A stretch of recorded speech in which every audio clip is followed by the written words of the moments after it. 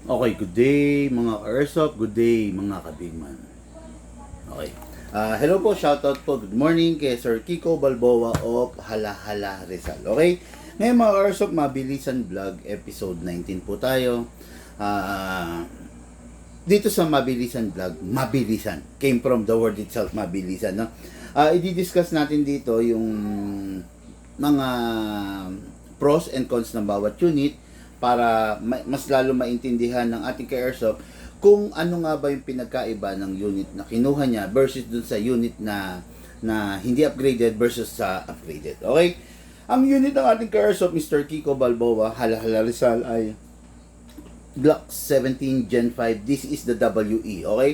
Ito yung unit na kung tawagin natin illegal. Bakit? Kasi hindi naman nila kine-claim na license Glock sila, no? Wala sila nilalabag na batas kasi kung mapapansin nyo, hindi sila naglagay ng Glock na tatak as well as mga markings. Okay? Kumbaga, iniba nila, no? So, walang nakalagay na tatak, kaya legal na version to, no? Hindi mo masasabing illegal to, hindi mo masasabing copyright to kasi wala naman silang nilagay na Glock. Okay? Hindi katulad ng isang version is yung ENC, yun yung illegal na version kasi nag-claim sila ng Glock na markings pero wala naman silang license. Okay? Ito, this is the Glock 17 Gen 5. Makikita nyo, wala siyang markings na Glock. Okay, yan ang WE Glock 17 Gen 5. Ngayon, itong unit na to, mga ka-Airsoft, na nirequest ng ating bossing, nagtataka siya, ano ba yung mga upgrades? Yun ang number 1 na tanong niya, no? Malayo ba ang pinagkaiba ng upgraded sa hindi upgraded? To tell you honestly, mga ka-Airsoft, yes, malayo, no? Unang-una, to, pakita ko sa inyo, ito yung upgraded. Okay. Yung upgraded, makikita nyo, naka-fix barrel. Ayan, nakikita nyo, hindi siya kumakalog. Ayan, forward and reverse ko. Hindi siya kumakalog. Yung hindi naman naka-upgrade, mga ka-Airsoft, ganito. To, hindi to naka-upgrade. Ayan, di ba? Ayan. Mga ka-Airsoft, kahit grade 1 na bata, alam niya na pag kumakalog, hindi maganda. Alam niya na pag kumakalog, may posibleng masira sa loob. Imagine niyo na lang, yung motor nyo, yung sasakyan nyo, pag ang bearing kumakalog, nakakairita, soon, masisira. Diba? Ayan. Kita nyo to kumakalog. Ayan, no? One hand. Yung pinakamaliit na daliri ko. Ayan, no? So, kumakalog siya kasi hindi siya naka-upgrade. Hindi siya naka-fix outer barrel. Ngayon, yung request ng bossing natin is yung upgraded version. Gusto niya yung naka-fix outer barrel. Kahit anong gawin natin dyan, hindi kakalog yan kasi naka-fix outer barrel yan. Ito. Ito. Hindi ito naka-fix outer barrel. Tingnan nyo. Okay, ito, dahil naka-upgrade, naka-fix outer barrel. Hindi siya umaalog. Ito, kita nyo naman ang kalog. Ang kalog, diba? Kasi hindi yan naka-fix outer barrel. Ito, naka-fix outer barrel. Hindi siya umaalog. Ito, ayan. Yan yung pagkakaiba ng naka-upgrade, hindi naka-upgrade. Uulitin ko, yung naka-upgrade, naka-fix outer barrel. Ito, hindi.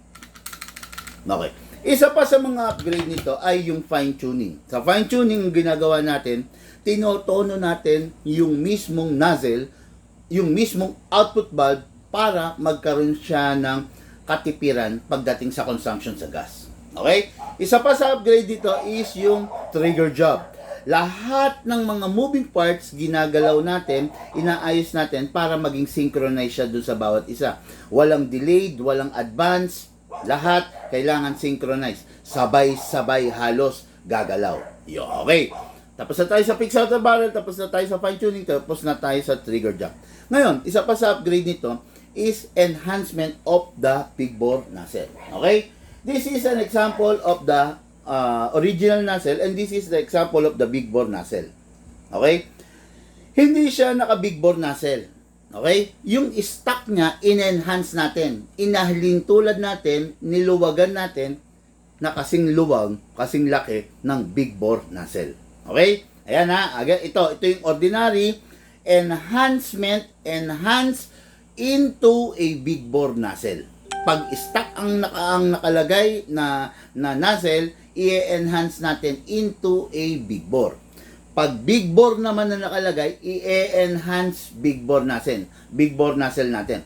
Imbis na big bore na siya, i-enhance pa natin, papalakihin pa natin. Kaya, mas lumalakas pa. Ito, dahil stock lang, enhance into a big bore nozzle ang ginagawa. O, yan ha, okay. Kaya itong unit na to, kung mapapansin nyo, may mga unit na, especially mga Taiwan, mga mid-Taiwan, mga high-end Taiwan, napapataas natin ng gusto yung FPS dahil doon. Okay? And lastly, itong unit na to, pinapalitan ng ka-airsoft natin ng premium hop-up rubber.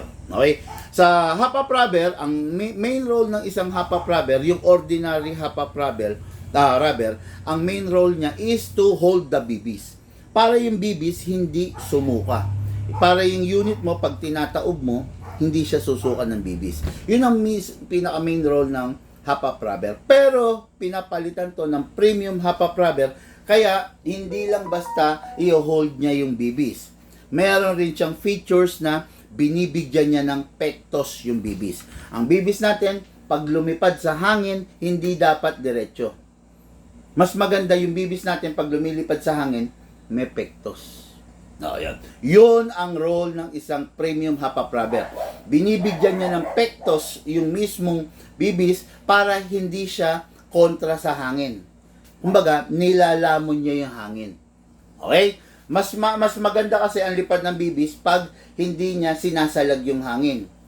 Kapag nilalamon niya, mas maganda. Okay? Kaya yun ang difference ng unit na walang upgrade versus dun sa unit na upgraded para sa ating ka-airsoft na si Sir Kiko Balboa of Hala-Hala Rizal. Okay? Ngayon, demo test fire natin. Kuha lang tayo ng silicone oil.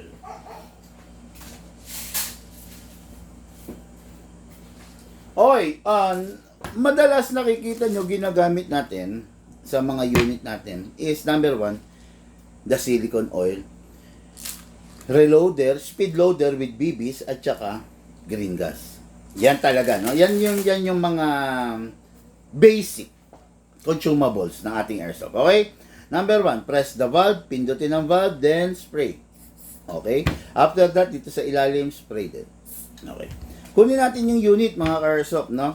Ang nangyayari kasi sa mga Glock, pag hindi natin naalagaan ng silicone oil, tignan nyo yung ibabaw, nauubos. Nauubos. Kasi kumakayod dyan eh. Ngayon, with the help of the silicone oil, mare-reduce natin yung pagkakataon na yan, yung pagkaubos na yan. Lalagyan mo ng silicone oil sa ibabaw. Kasi, ilak manually, dito sa ilalim, sa slide stopper, tapos, lagyan natin dito sa nozzle. Okay. Tapos, lagi kong turo sa inyo, huwag nyo nga hatakin ito pababa. Pull back nyo lang. Automatic bababa yan. Okay? Ngayon, lagay tayo ng bala. Dahil upgraded to, mas gusto kong nilalagay na bala sa mga upgraded, yung mabigat .30. Okay? Hatak to pababa. Put your right thumb here. Para kung mabitawan nyo to, hindi tatama rito, sasaluhin ito. Okay? Dire-diretso, yan. Okay? Maximum rounds na pwede mong ilagay ay 27 rounds. Pero, ang recommended lang ni Bigman, 20 to 23 para hindi naman ganong ma-stress ang spring. Tapos, pag ganyan ang itsura, bungi-bungi, ayan no, ayan, kalugin. Kalugin hanggang sa umalign yung bala. Dapat ganyan. Maganda ang orientation. Okay? Ngayon, pasok, green gas pala. Upside down, then press down. 2 seconds only mga airsoft kasi upgraded po ito. Pag nagagas kayo, tapos sumisingaw, alisin nyo ha, kasi hindi pumapasok yun. Ayan. 1, 2. Okay? 2 seconds. Okay na yan. Pasok natin sa unit. Malakas. Okay? Huwag itutulak kasi there's a chance na hindi siya mag-lock. Pag pinasok mo malakas, then kinasa mo, hatak, Huwag mong ibabalik. Masama yon, hindi tama yon. Kailangan bitawan mo. Firing po tayo mga airsoft. Firing!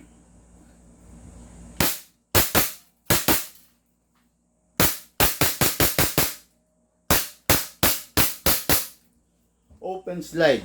Kasi po, wala na siyang bala. Next thing to do, release the magazine, then the slide, then rest the hammer by pressing the trigger. Yun. Ito po, unit ng ating airsoft, Kiko Balboa of Hala Hala Rizal. Ready for packing and ready for shipping.